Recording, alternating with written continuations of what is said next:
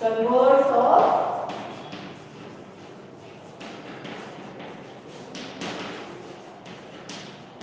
Wilson's theorem.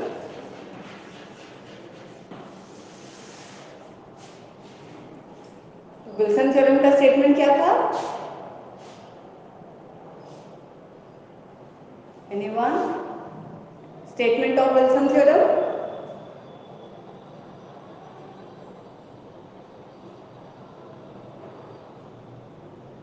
बताइए जल्दी। Wilson theorem is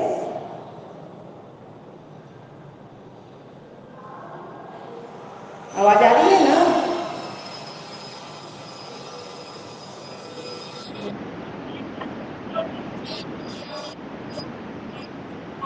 Yes. If p is prime, then factorial p minus 1 is congruent to minus 1 mod p. तो उसका converse क्या होना चाहिए?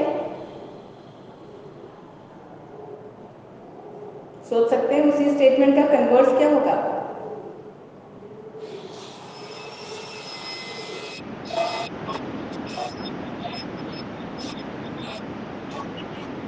Very good. तो वही स्टेटमेंट है, उसको हम लोग प्रूफ करेंगे। तो लिखिए statement, if factorial p minus 1 is congruent to minus 1 mod p, then p is prime। ठीक है, फिर जैसा मैंने बताया है प्रूफ के लिए, अगर p इज प्राइम प्रूफ करना है तो हम लोग कैसे स्टार्ट करेंगे?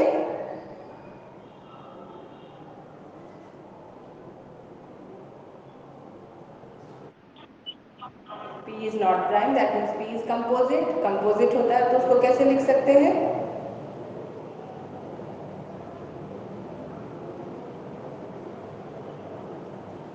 सारा कुछ बहुत सारे थ्योरम में हमने यूज किया हुआ है। If p is not prime तो p can be written as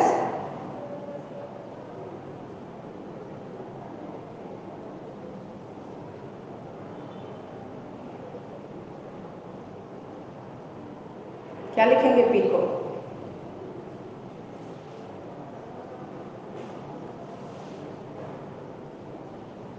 दो नंबर्स के प्रोडक्ट के फॉर्म में लिख सकते हैं ना।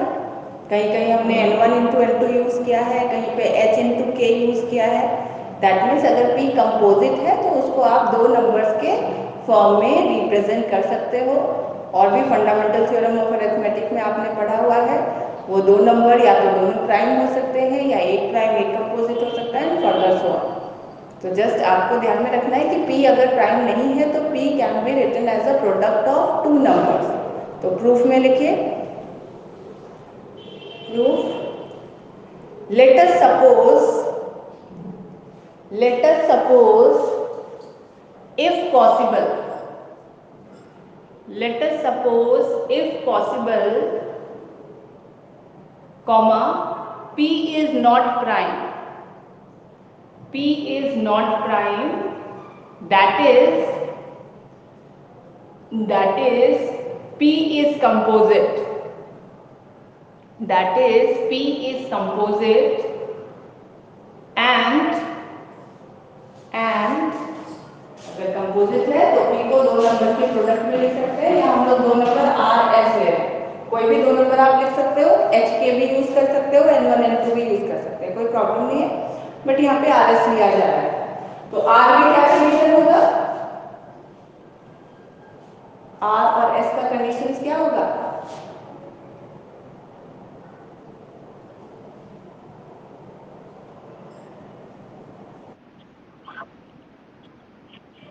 यस, वन नहीं लेते हैं हम लोग। वन लेने से आपके नंबर में कोई इफेक्ट नहीं आएगा, तो वन के अलावा एक नंबर लेना है।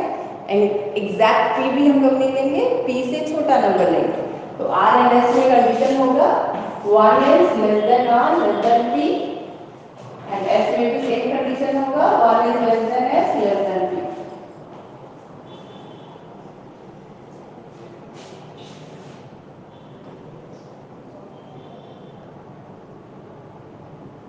ठीक है, तो आपके पास क्या गिवन है? Given statement is factorial p minus 1 is congruent to minus 1 mod p। उसमें अगर P प्राइम नहीं है, कंपोजिट है, P को आप R इंटू एस लिख रहे हो, तो P can be written as R S. तो वो हम लोग लेफ्ट साइड में चेंज नहीं करेंगे, वो हम लोग केवल राइट साइड में चेंज करेंगे। तो नेक्स्ट लाइन में लिखिए, therefore factorial P minus 1 is congruent to minus 1 mod P implies factorial P minus 1 is converted to minus 1 mod R into S। केवल राइट साइड में P को रिप्लेस करेंगे R into S से, left side में change करने से proof में कोई यूज नहीं आएगा, बेनिफिट नहीं होगा, इसलिए लेफ्ट साइड में अगर चेंज नहीं कर रहे। अब राइट साइड में अगर product mod R into S लिखा हुआ है तो उसको फर्दर हम लोग क्या लिख सकते हैं? क्या इसको ऐसे लिखना पॉसिबल है?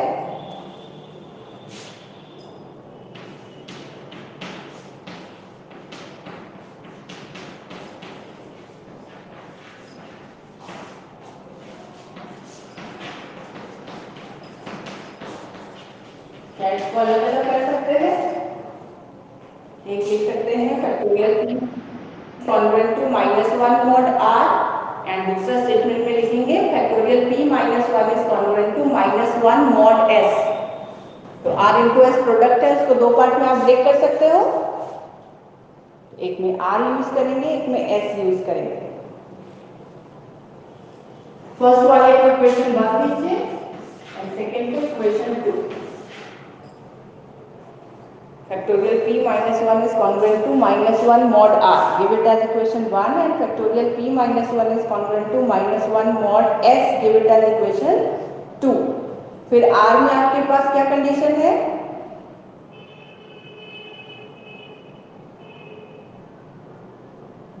R के लिए कंडीशन क्या है? अगेन थोड़ा सा ध्यान से देखिए, आपके पास है since 1 less than R less than P। क्या इसको अगेन ऐसे लिख सकते हैं? समझ के बताइए, क्या इस स्टेटमेंट को ऐसे लिखा जा सकता है?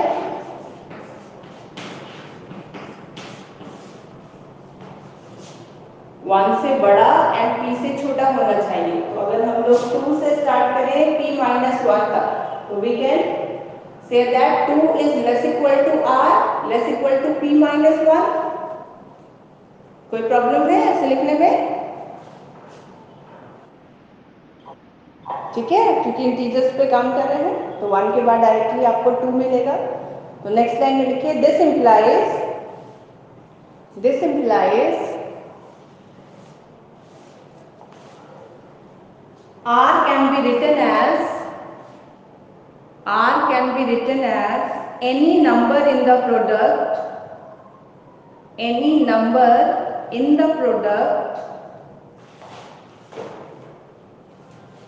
2 into 3 into 4 into dot dot dot up to P minus 1।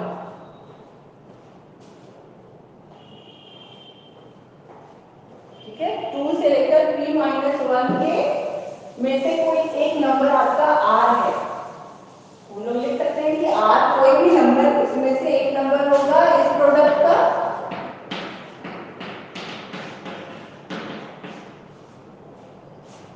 इसी में से कोई एक नंबर R होगा, राइट? इस प्रोडक्ट को अगर हम लोग T मान लेते हैं, लेट जो प्रोडक्ट के बाद आंसर आएगा दैट प्रोडक्ट इज T, तो R और T में क्या रिलेशन होगा?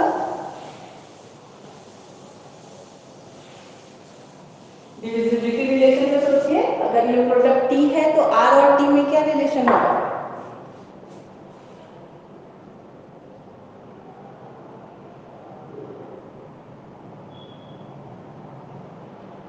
कौन किसको डिवाइड करेगा? R डिवाइड्स T और T divides R। R divides T,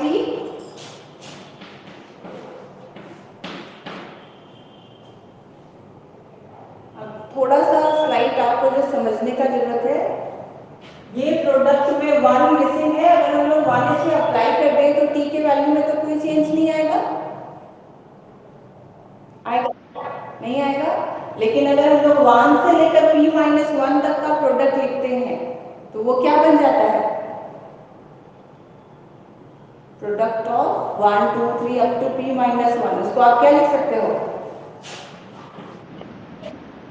factorial of p-1। तो कोई प्रॉब्लम नहीं है, r डिवाइड्स t से आप इंप्लाई कर सकते हो r divides factorial p-1।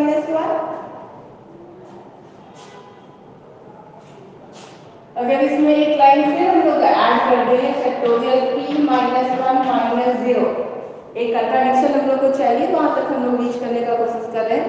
Again कोई चेंज नहीं है, कोई डिफरेंस नहीं है इस स्टेटमेंट और इस स्टेटमेंट में। -0 हमने अपने से अप्लाई किया है डेफिनेशन को कंप्लीट करने के लिए। क्लियर है? So this in the form of congruent क्या लिख सकते हैं आप,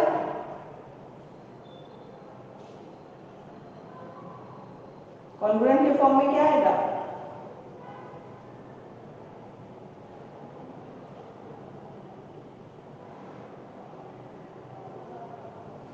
इस स्टेटमेंट को डिवीजन में लिखा हुआ है, अगर इसको कॉन्ग्रुएंट के यूज से लिखे तो क्या लिखिएगा,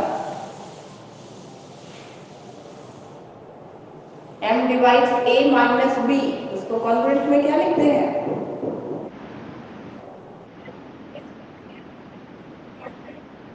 yes this implies factorial p-1 is congruent to 0 mod r,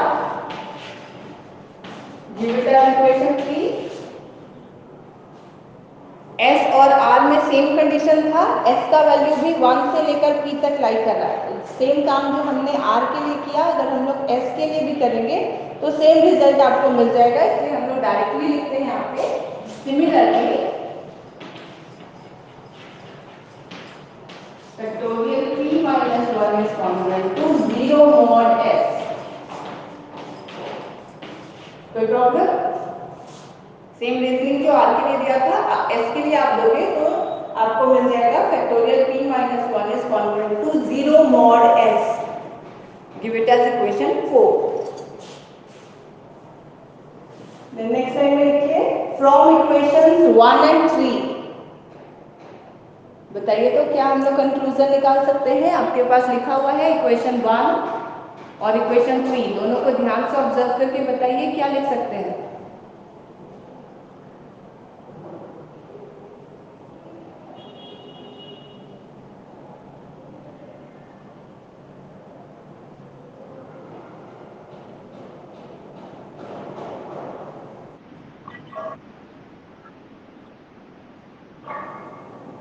yes तो हम लोग इक्वेशन 1 और 3 को क्या कर रहे हैं, कैसे आया वो रिजल्ट आपके पास,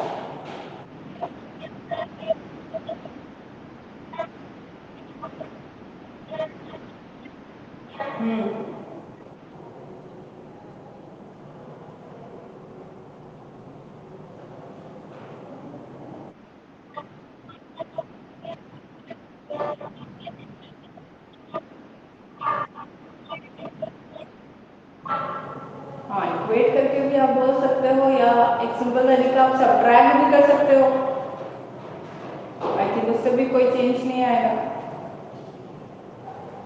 है ना।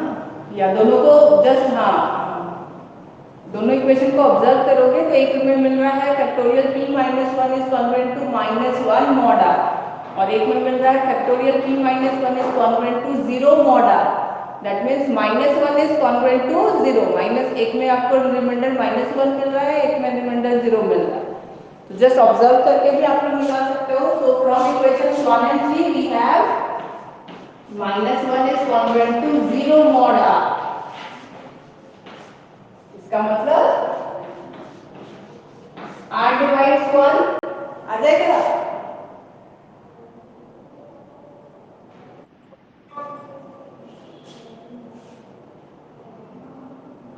तो क्या r1 को डिवाइड कर सकता है,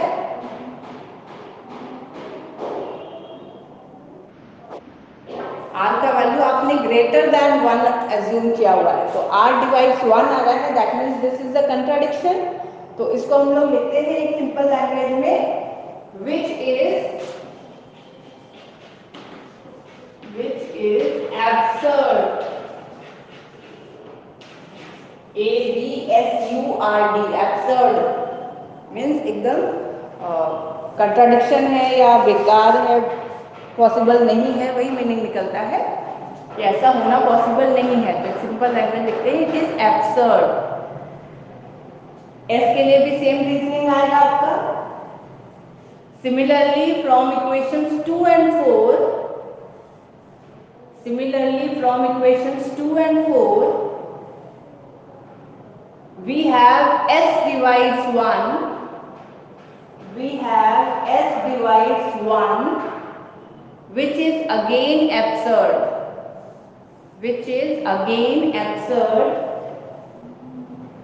तो ये कंट्राडिक्शन ही आया। ये कंट्राडिक्शन क्यों आया?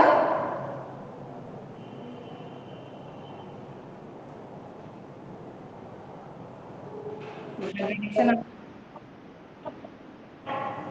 नहीं तो इसका बेसिक रीजन क्या है? कंट्राडिक्शन आ रहा है तो क्यों आ रहा है?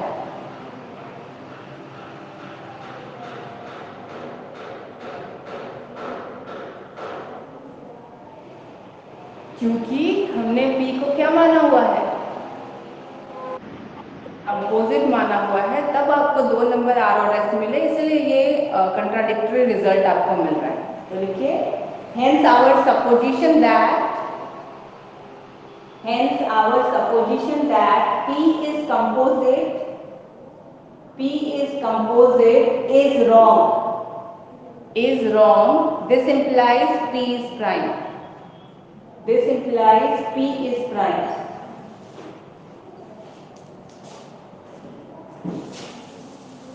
Okay, next we will discuss Mobius function. That is also very very important. उसका डेफिनेशन भी आपको जानना है और उसके बाद एक थ्योरम है, ये भी आपको जानना है। तो नेक्स्ट लिखिए मोबियस फंक्शन।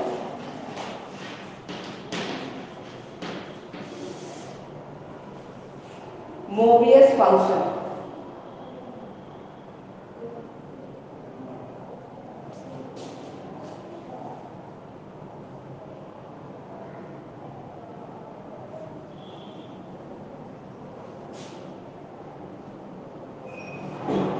स्पेलिंग थोड़ा सा चेक कीजिएगा, शायद MBIO नहीं होगा।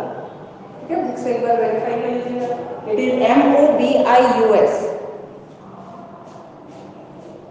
मोबियस। लिखिए late n belongs to Z plus, let n belongs to Z plus,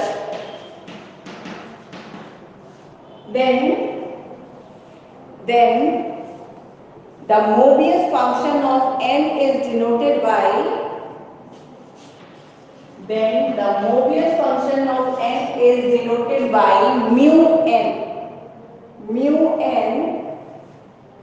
and is defined as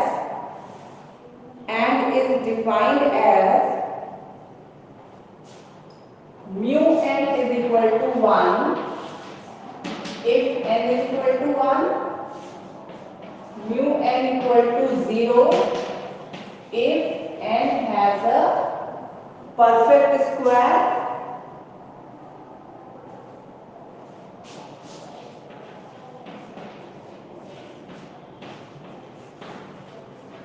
definition हम लोग समझेंगे। पहले लिख लीजिए n is equal to 0, mu n equal to 0 if n has a square factor, perfect square means n has a square factor।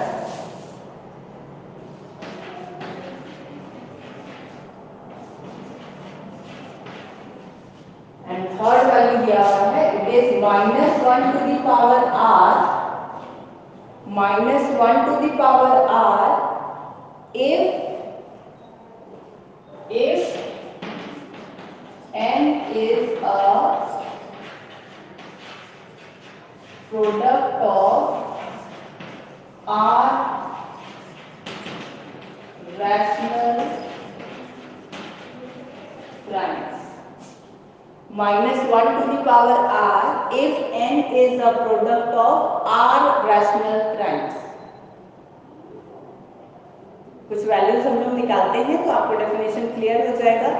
Mobius function n का value 1 लेना है। अगर n का वैल्यू 1 है, इसका वैल्यू 0 हो जाएगा अगर m जो आपका नंबर है उसमें कोई स्क्वायर फैक्टर मिलता है, एंड अगर वो प्राइम्स के प्रोडक्ट के फॉर्म में है तो उसका value -1 to the power r हो जाएगा। मान लीजिए 6 है तो 6 को आप 2 इंटू 3 लिख सकते हो। 2 इंटू 3 में कितने प्राइम नंबर्स मिले आपको? 2।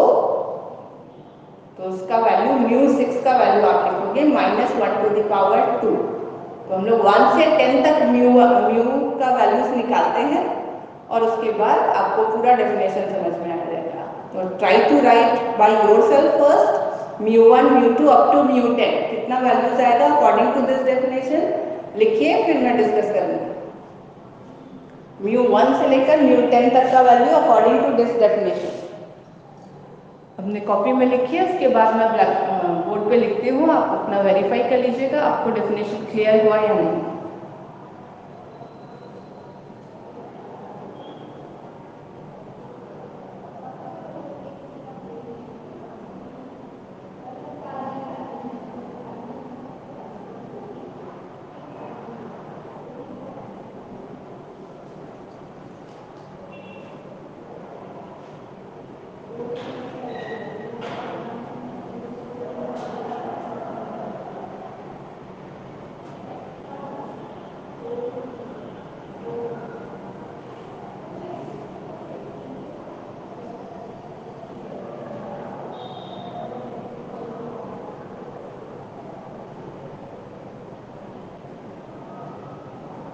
किसी का हुआ μ10 तक?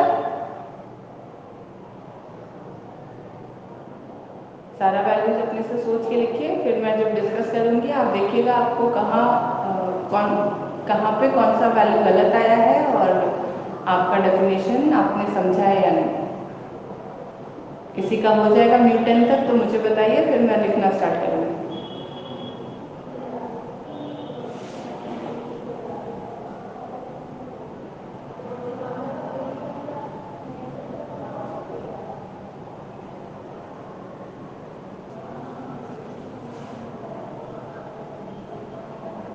लिख लिया सबने?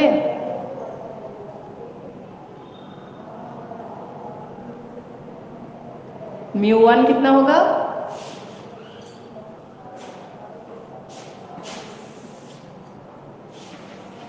μ1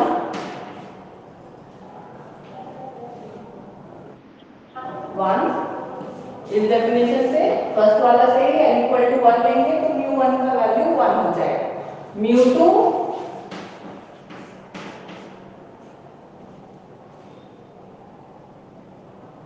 का value yes -1 according to this. 2 एक प्राइम नंबर है, कितना प्राइम नंबर मिला?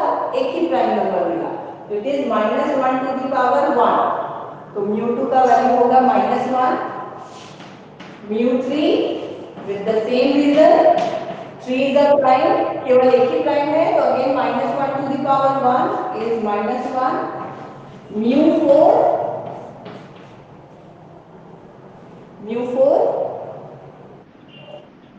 वेरी गुड 2 इंटू 2 यानी आपको एक स्क्वायर फैक्टर मिल रहा है, तो 2 इंटू 2 हो गया, इसलिए इसका वैल्यू हो गया 0। μ5 -1। μ6 अभी मैंने एक्सप्लेन कर दिया था 2 इंटू 3 यानी -1 का स्क्वायर, क्योंकि दो प्राइम्स आपके दो प्राइम के प्रोडक्ट के फॉर्म में इसको लिख पा रहे हैं, तो दिस इज इक्वल टू 1। μ7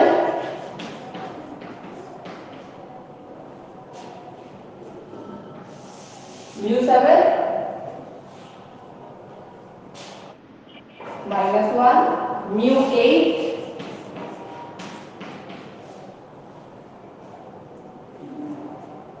μ8 कितना होना चाहिए?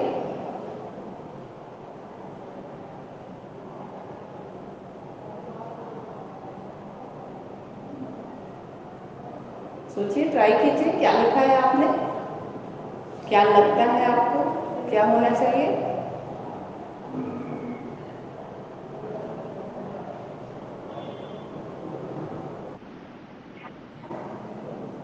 नहीं, 0 होगा, क्योंकि 8 को आप 2 इंटू 2 इंटू 2 लिख रहे हो, तो पहले स्क्वायर फैक्टर आया तब ना क्यूब बना, तो उसमें एक स्क्वायर फैक्टर आ रहा है, 2 स्क्वायर इंटू 3, तो जब भी आपका स्क्वायर बन जाएगा तो आपका वैल्यू हो जाएगा 0। क्लियर है? स्क्वायर फैक्टर के बाद आप 2 का क्यूब लिखते हो, तो स्क्वायर फैक्टर को कंटेन करता है, तो उसका वैल्यू हो जाएगा 0। म्यू 9 0, म्यू 10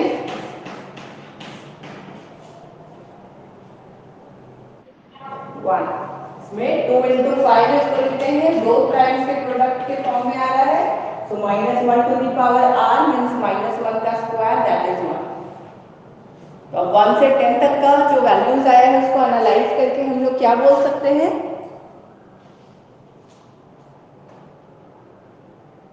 0 एंड 1 तो फिक्स है, 1 एक n इज इक्वल टू 1 के लिए है, और 0 जब भी स्क्वायर फैक्टर कंटेन करता है। लेकिन जो लास्ट रिजल्ट है -1 टू द पावर r, उसको भी यूज कर रहे हैं, तो कभी वैल्यू 1 मिल रहा है, कभी -1 मिल रहा है, तो वो आप बता सकते हैं n कैसा होगा तो उसका वैल्यू 1 आएगा, और कैसा होगा तो -1 आ रहा है। सिर्फ लास्ट वाला वैल्यू को ध्यान में रखते हुए।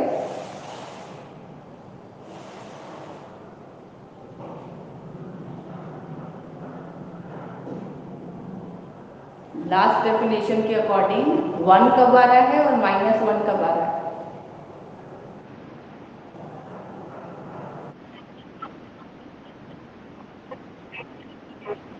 लेकिन कंपोजिट में भी एक और स्पेसिफिक आपको डालना पड़ेगा, क्योंकि 4 भी तो कंपोजिट नंबर है, उसका वैल्यू 0 हो गया, तो स्क्वायर फैक्टर नहीं होगा तब ना, स्क्वायर फैक्टर होगा तब तो 0 हो गया, नहीं होगा तब तो नीचे एक लाइन और लिखिए, 10 mu n is equal to 1, 10 mu n is equal to 1 if n is composite, if n is composite and free from square factor, and free from square factor, and mu n is equal to -1, कब?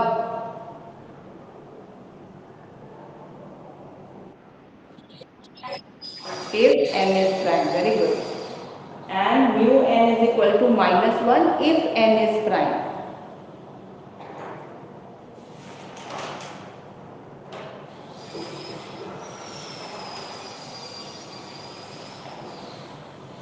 Next theorem लिखिए,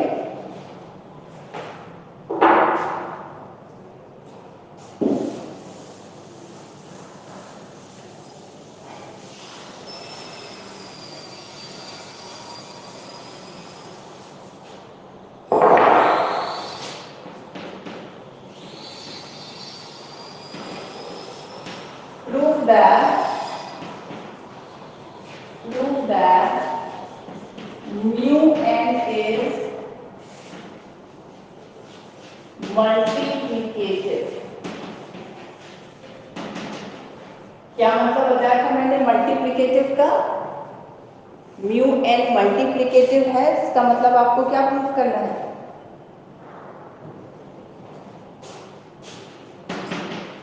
जल्दी बताइए।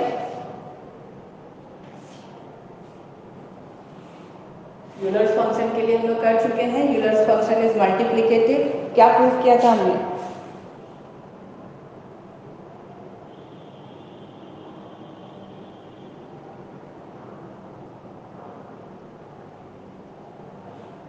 याद नहीं है किसी को? अब बताइए।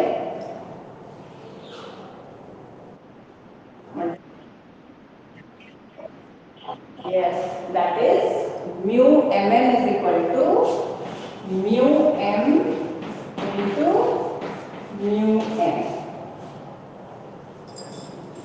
ठीक है, तो इसको भी हम लोग केस वाइज डिस्कस करेंगे। जैसे आपका डेफिनेशन में 3 केसेस दिया हुआ है, एक n इज इक्वल टू 1 के लिए दिया हुआ है, एक स्क्वायर फैक्टर कंटेन करता है तब दिया हुआ है, और एक product of R rational prime. तो ये तीनों केस हम लोग डिस्कस करेंगे। तो प्रूफ में लिखिए, if m is equal to n is equal to 1,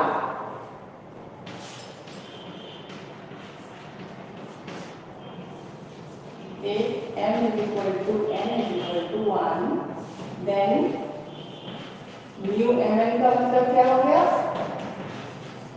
1 into 1, that is mu 1, that is 1, and mu m into mu n is mu 1 into mu 1, that is 1 into 1, that is 1. So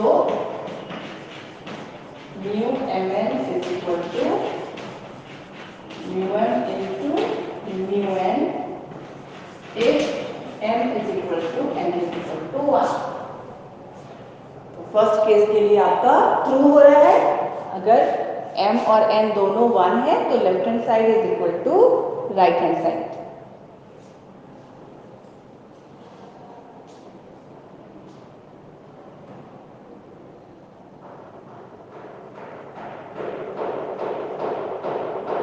तो अब हम लोग क्या assume करेंगे,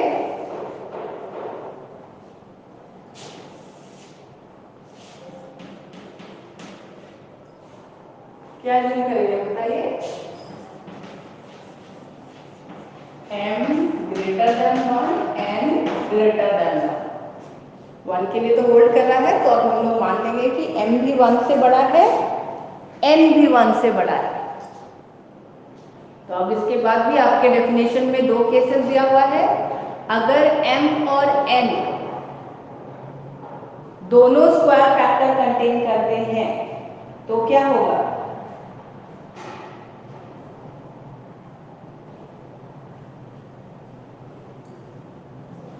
अगर m और n square factor contain करते हैं तो क्या हो जाएगा,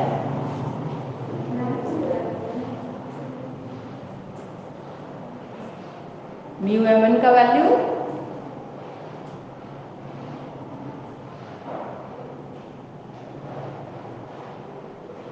कितना होना चाहिए, अगर स्क्वायर फैक्टर कंटेन करता है तो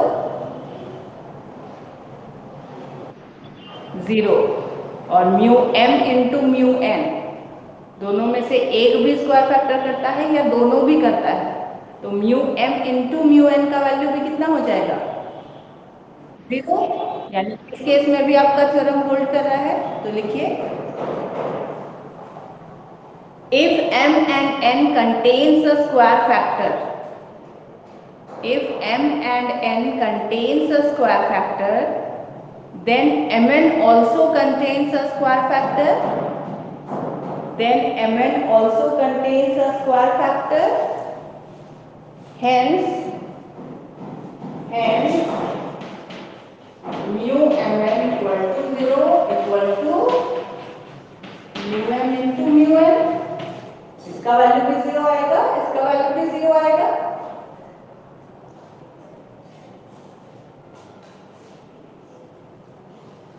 So the theorem is true.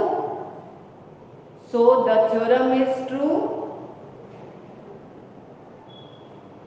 अब एक लास्ट केस बचा है जब m और n दोनों स्क्वायर फैक्टर को कंटेन नहीं करते हैं। तो नेक्स्ट लाइन में लिखिए, now let us consider the case, now let us consider the case where m and n are both square free, where m and n are both square free, and let m be the product of r distinct primes,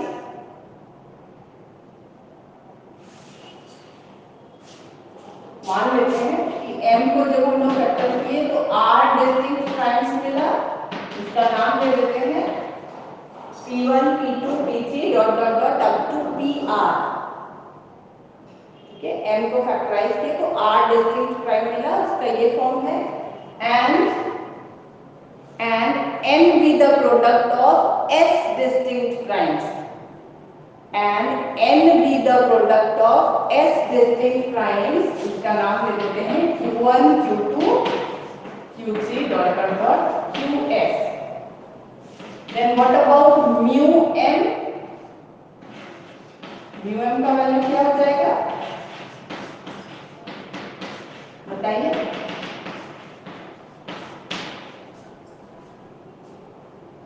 कितना होना चाहिए?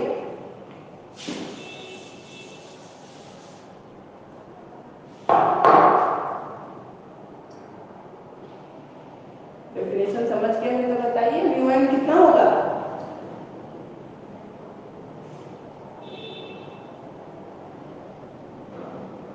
r distinct prime के product के form में अगर उसको लिख पा रहे हैं तो mu m का value -1 to the power of r.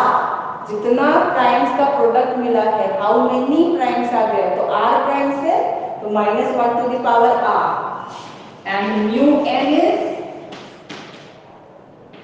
mu q1 q2 qs, that means कितना होगा -1 टू द पावर s.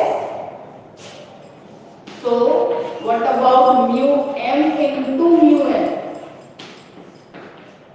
इस दोनों को मल्टीप्लाई कर देंगे just, it is -1 to the power r into -1 to the power s is equal to -1 to the power r plus s. Give it as equation 1. Clear है? यहाँ तक किसी को कुछ पूछना है? स्टेप्स क्लियर है? ठीक है, अब हम लोग राइट साइड पहले कर लिए हैं, इजी पड़ा इसलिए अब लेफ्ट साइड को करेंगे. तो ट्राई कीजिए म्यू एम एन निकालने का.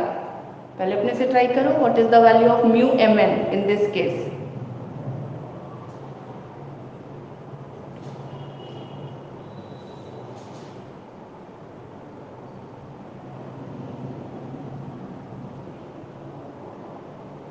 क्या आपका वैल्यू म्यू एम एन का भी -1 to the power R plus S आ रहा है?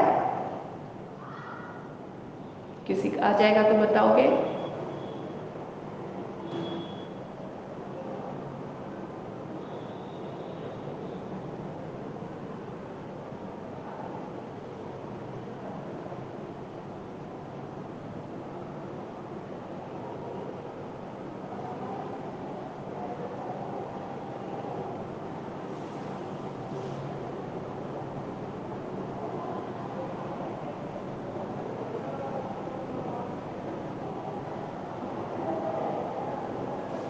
किसी को मिला? म्यू एम एन का वैल्यू भी -1 to the power R plus S.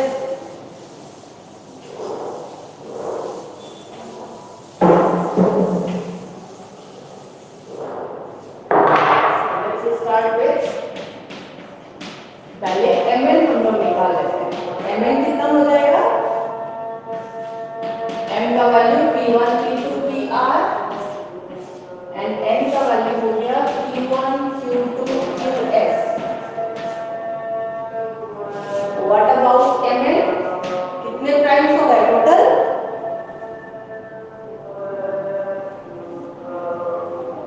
कितने प्राइम्स हो गए टोटल?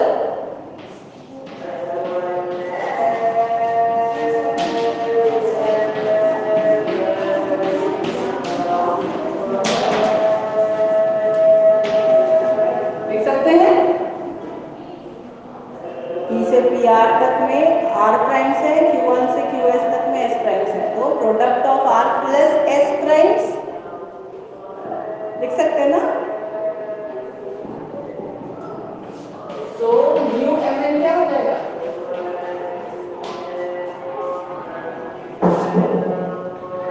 अगर M N product of R plus S primes है तो म्यू एम एन का value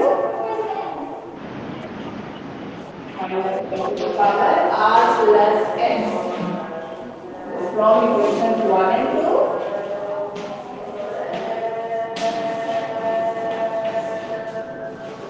Mu mn is m into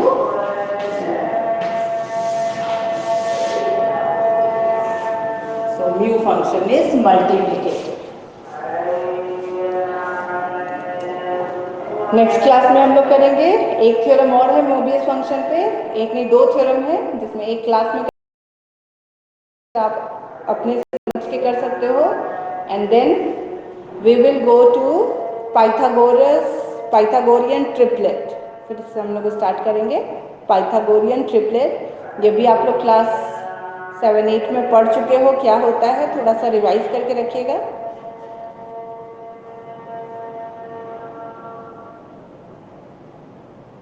so I am ending this class. किसी को कुछ पूछना है?